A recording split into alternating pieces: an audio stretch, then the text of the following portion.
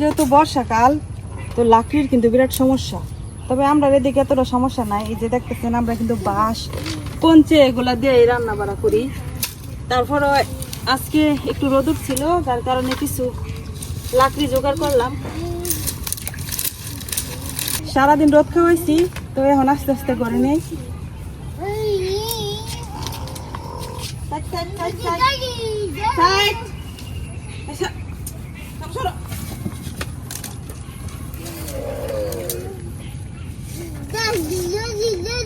রান্না করবার গেলে আগে চিন্তা হলো লাকড়ি যদি ঠিক মতো না জ্বলে তাহলে পুরো রান্না করার মুডটাই মাটি হয়ে যায়।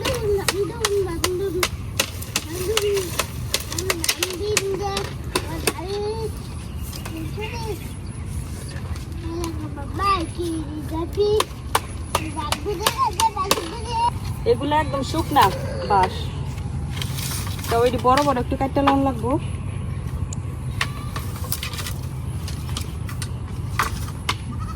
হোক পরে কাটতে নিলাম। তো আজকে বিকাল হয়ে গেছে গা, সারাদিন কাজ করতে করতে। তো বিকালে আজকে ভাবলাম যে একটু মিষ্টি কিছু খাই। অনেক দিন ধরে কিন্তু আমরা মিষ্টি কিছু খাই না। তো আজকে ভাবলাম যে খাজা বানাই। আপনারা পুরো ভিডিওটা দেখতে থাকুন। আর আজকে খাজার মিষ্টি হইব, আপনারা সাথে সাথে মিষ্টি মুখ করবেন।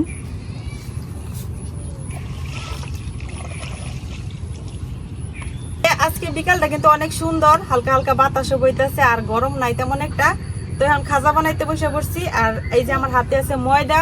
তো খাজা বানাইতে কিন্তু আটা দিলে হইতো না, ময়দাই লাগবো, তাইলে একদম মিষ্টির দোকানের মতো পারফেক্ট খাজা হইব। তো এই খাজাগুলা বানায় কিন্তু বেশ অনেকদিন রাখা যায়। তো খাজা বানাইতে আমার এনে লাগবো ময়দা। তো আমি এনে 2 বাটি পরিমাণ ময়দা নিয়ে নিতেছি, যেহেতু খাজা অনেকদিন রাখা যায় ঘরে, যার কারণে একটু বেশি করে বানাইম। এখন ময়দাটা রেডি করে নিয়াম। এখন ময়দার মধ্যে দিয়ে দিতেছি লবণ আর দিয়ে দেম সয়াবিন তেল। তো এই জায়গায় আপনারা ঘি ব্যবহার করতে পারেন, তেল দিয়েও করা যায়, ঘি দেওয়া করলে আর কি খাইতে ভালো লাগে, অনেক ভালো একটা গ্রান বার হয়। এখন আমি লবণ আর তেলের সাথে ময়দাটা খুব ভালো করে মিশিয়ে নিলাম। এই তেল আর ময়দাটা যত ভালো করে মাখান যাইব, খাজাটা কিন্তু তত মচমচা হইব।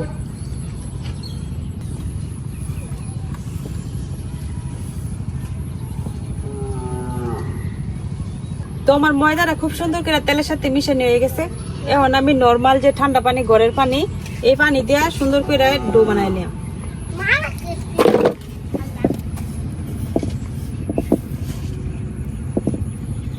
অল্প অল্প পানি দিয়ে একটা রুটির ডো এর মতো ডো বানাই নিলাম।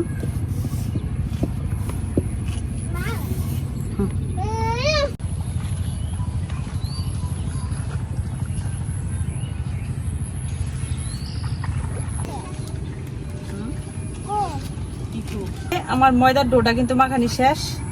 এখন আমি এই ডোটারে এমনিতেই রেস্টে রেখে দিলাম, তেল মাখানি দরকার নাই। এমনি তো ডাইকা কিছুক্ষণ রেস্টে রেখে দিই। তো আমার ময়দার ডোটা রেস্ট হইতে হইতে এই দিক দিয়ে আমি খাজার যে চিনির শিরাটা লাগবে ওই শিরাটা বানাই নিলাম। তো প্রথমে চুলাটা আগে ধরাইনি। এখন আমি চিনির শিরাটা তৈরি করে নিলাম। চিনির শিরা তৈরি করার জন্য আমি এই যে 1 বাটি চিনি নিছি। তো এই বাটিতে মাইপে আমি 1 বাটি চিনি দিছি, এই বাটিতে মাইপে আবার 1 বাটি পানি দেব।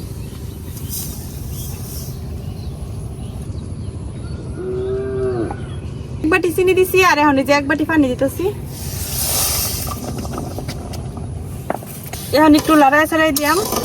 তো এই শিরাটা কিন্তু একটু ঘন হয়, খাজার শিরা, যার কারণে এর বেশি পানির দরকার নাই।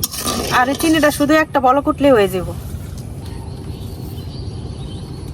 এখন এই চিনির শিরার মধ্যে আমি 2টা সাদা এলাচ মাঝখান থেকে একটু ফাটাই দিয়ে দিতেছি। তো চিনির শিরাতে কিন্তু বলক আইসা পড়তেছে।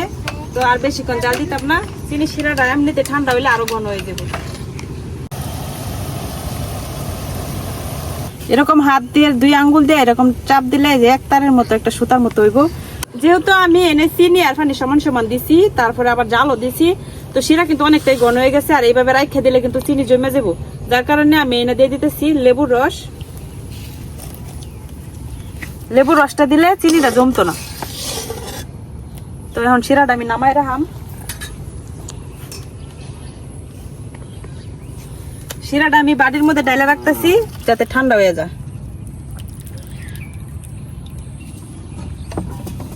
শিরাও রেডি। আর এইদিকে আমি যে ময়দাটা রেস্টে রাখছিলাম, তো আমার ময়দাটা কিন্তু রেস্টে রাখার ফলে অনেকটাই সফট হয়ে গেছে আগের চেয়ে। এই যে এখন আমি ময়দাটারে আরো কিছুক্ষণ ভালো করে ডইলা নিলাম।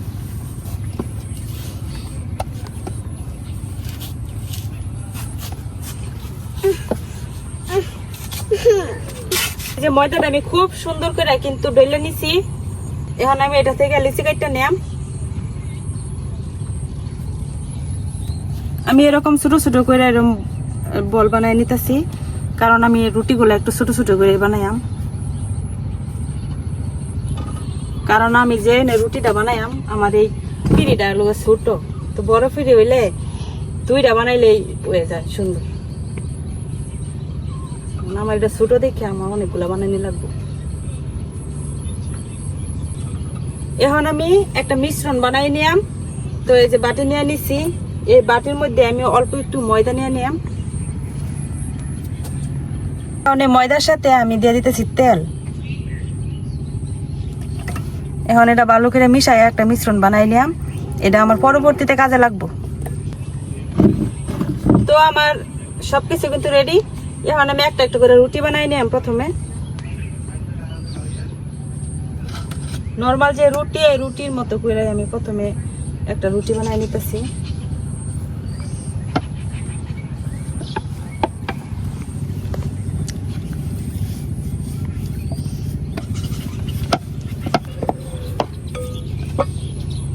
তো এই যে এরকম একদম পাতলা করে আমি প্রথম রুটিটা বানাই নিছি। তো এই যে প্রথম রুটিটা আমি বানাই নিছি একদম পাতলা কইরা। এখন এইভাবেই আমি পাতলা কইরা আর বাকি রুটিগুলো বানাই নেব।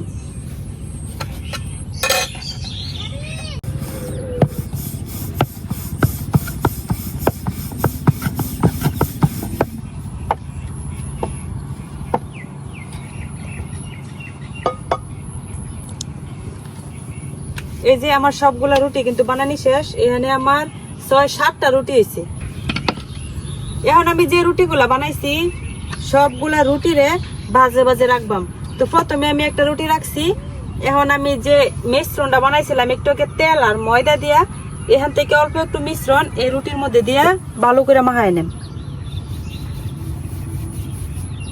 সুন্দর করে মাখায় নিছি। এখন উপর থেকে ময়দা ছিটাই দিয়াম। তো এই কাজটা আপনারা কর্নফ্লাওয়ার দিয়ে করতে পারেন, কর্নফ্লাওয়ার দিয়ে করলে আরো বেশি ভালো হয়। তো আমার কাছে কর্নফ্লাওয়ার নাই, যার কারণে ময়দা দিয়েই করলাম। এখন উপরে আরো একটা রুটি দিয়ে দেন। আমার রুটিগুলার সাইজ একটু বাঁকাতেরা হয়েছে, এটা কোনো ব্যাপার না, সমস্যা নাই। এখন আবার এই যে উপর থেকে এই মিশ্রণটা লাগাই নিলাম। এখন আবার উপর থেকে ময়দা ছিটাই দিলাম। রুটিটা আমি প্রথমে বানাইছিলাম, এটা দিয়ে দিলাম উপরে। এখন একটু ময়দা দিয়া। তো এই যে আমার সবগুলা রুটি কিন্তু সুন্দর করে আমি বিছাই নিছি। উপর থেকে একটু বেশি করে ময়দা ছিটাই দিয়া এই রুটিটার আমি আর একটু হালকা হাতে বেলে নেই সবগুলা রুটির একসাথে আর কি, যাতে রুটি একটার সাথে একটা খুব ভালো করে জয়েন হয়। আর এভাবে করলে লেয়ার গুলো অনেকটা পাতলা হয়।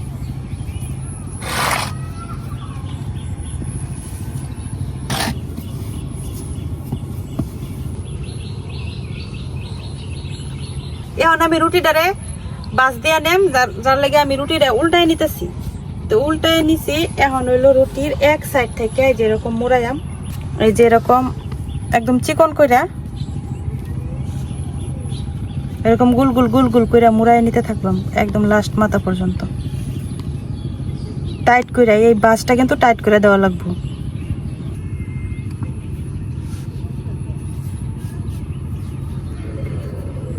এখন এই মাথার মধ্যে আমি একটু নরমাল পানি দিয়ে দেম। এই মাথাটা এখন আমি একটু পানি দিয়ে ভিজাই নিতেছি।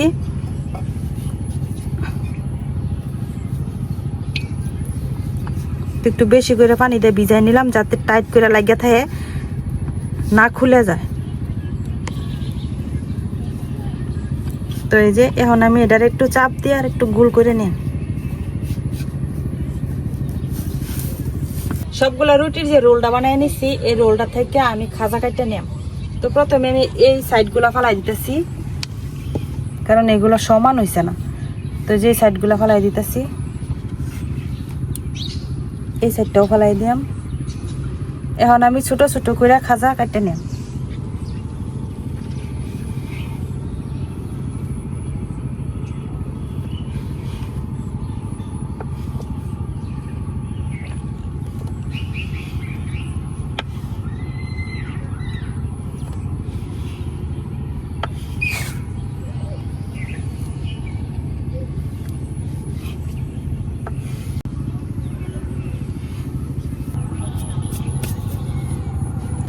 তো এই যে আমি খাজাগুলা কাটতে নিছি, দেখেন ভিতরের লেয়ার গুলা কত চিকন হয়েছে আর কতগুলা লেয়ার হয়েছে। এখন এগুলো আলাদা একটা প্লেটে সরাই রাখতেছি আপাতত। এখান থেকে একটা খাজারে আমি বেলে নিলাম। তো এই যে আঙ্গুল দিয়ে আমি একটু চাপ দিলাম হালকা করে। এখন বেলুন দিয়ে একটু বেলে নিলাম, এই পিসটা দিয়ে একটু বেলে নিলাম। তো এই যে এইভাবে আমি সবগুলো এখন বেলে নিলাম।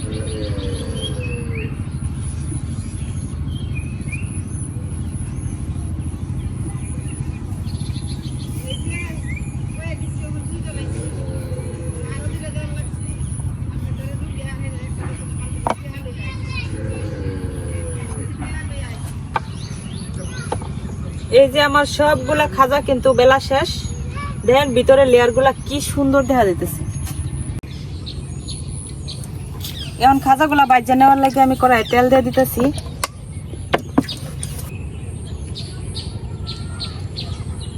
তো খাজাগুলা কিন্তু একদম টাটকা গরম তেলের মধ্যে বাজন যেত না। তো আমার তেল কিন্তু হালকা গরম হয়েছে। এখন আমি একটা একটা করে খাজা দিয়ে দেম।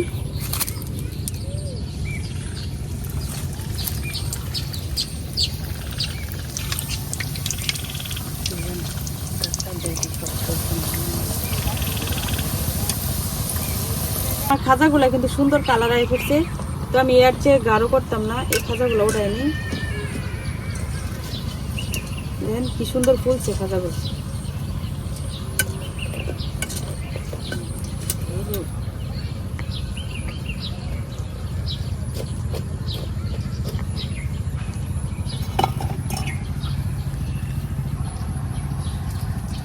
চুলার আগুন কিন্তু আমি একদম কমায় রাখছি। তো এখন বাকি খাজাগুলো এইভাবে বাজিয়ে নিলাম। আমার এই যে এই তিনটা খাজা কিন্তু সুন্দর করে ভাজা হয়ে গেছে।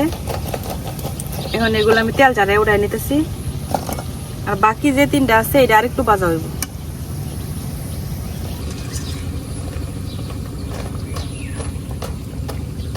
সবগুলা খাজাই কিন্তু ভাজা হয়ে গেছে।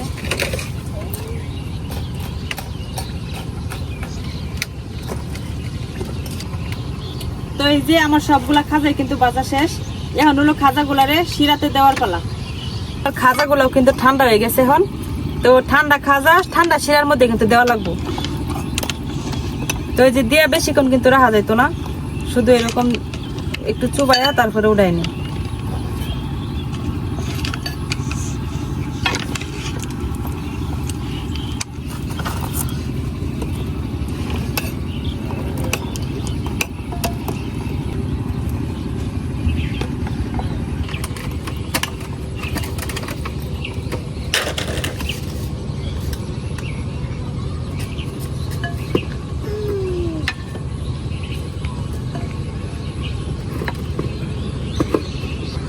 খাজাগুলা যদি এমনি শিরাতে না ডুবানি হয় তাইলেও কিন্তু খাইতে ভালো লাগে, একদম নিমকির মতো লাগে। আর এমনিতে শিরাতে না ডুবাইয়া রাইখে দিলে কিন্তু অনেকদিন খাওয়া যায়।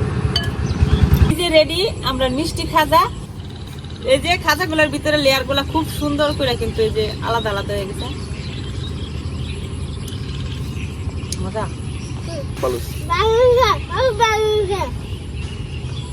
বাইনা একটা খাইয়া দাও। বিসমিল্লাহ। কেমন হয়েছে? অনেক ভালো হয়েছে।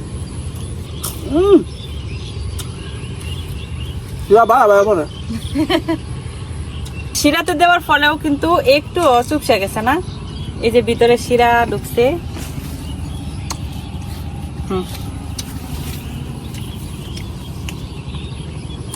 বাবা অনেক ভালো হয়েছে না? একদম মুসমুসে।